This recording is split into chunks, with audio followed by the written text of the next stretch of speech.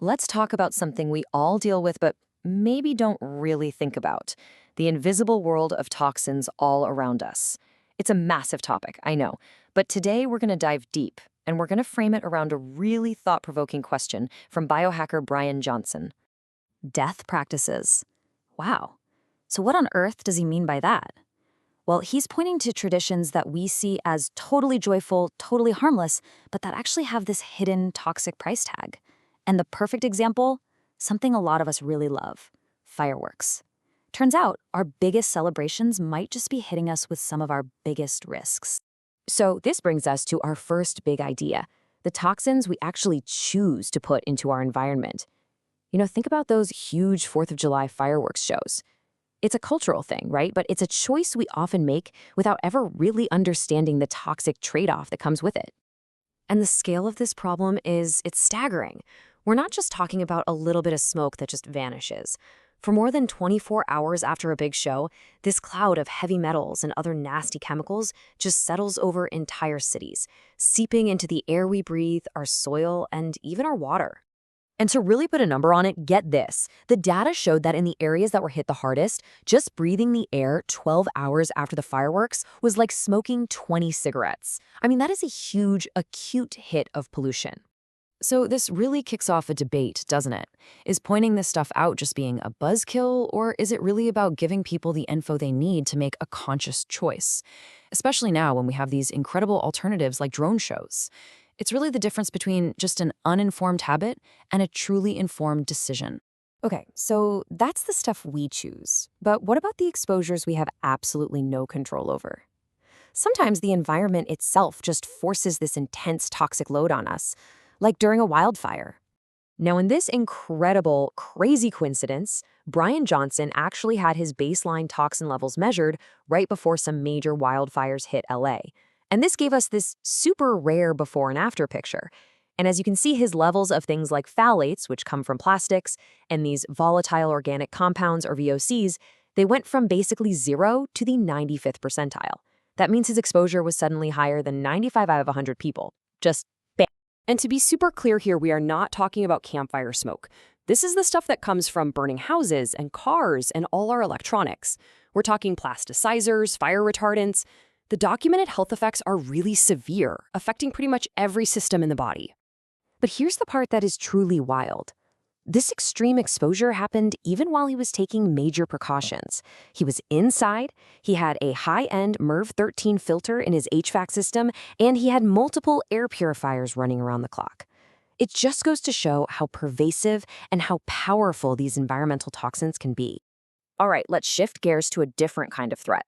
We've got this class of toxins that are maybe even more sneaky because they are literally designed to last forever. They're called PFAS, or forever chemicals, and they are almost impossible to avoid. So what are these things? Well, PFAS have some of the strongest chemical bonds out there. Our bodies they didn't evolve to handle them. Our kidneys tend to reabsorb them instead of filtering them, and our liver has no idea how to break them down. And they're everywhere: our water, our cookware, even the wrappers on our food. And this is why they're such a big problem. We measure how long they stick around using this term half-life. That's the time it takes for the amount in your body to go down by half. For PFAS, we're not talking days or weeks, we are talking years. Once these things are in your system, they're there for a very, very long time. And the health consequences, they're serious. They mess with our hormones, they suppress our immune systems, and they're linked to things like cancer. And just think about the fertility impact for a second. Some studies show a 40% lower chance of getting pregnant for women who have higher levels of PFAS. That's huge. So this brings us to a really surprising twist in Brian's testing. Despite, living a pretty typical American life before he started his whole health protocol, his PFAS levels were remarkably low, which, given how widespread these chemicals are, makes you ask, how is that even possible? It's a little hint that maybe, just maybe, our efforts to mitigate these things can actually work. Which brings us to the most hopeful part of this whole story. If we're going to be exposed to this stuff no matter what, is there anything we can actually do about it? Can we get these toxins out of our bodies? Well, after that massive wildfire exposure, Brian started a really rigorous sauna protocol.